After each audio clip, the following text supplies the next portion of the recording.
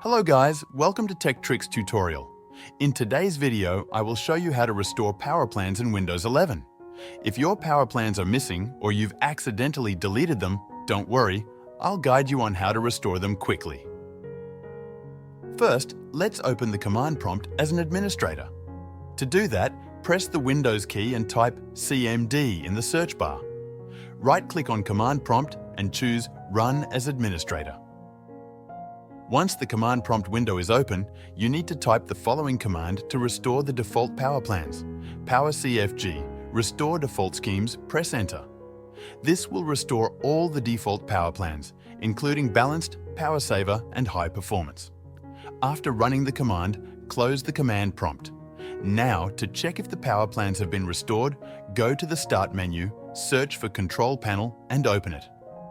In the Control Panel, click on System and Security, then select Power Options.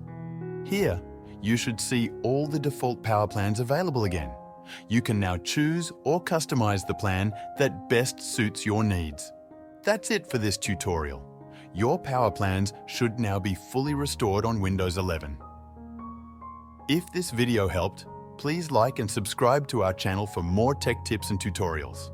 Thanks for watching.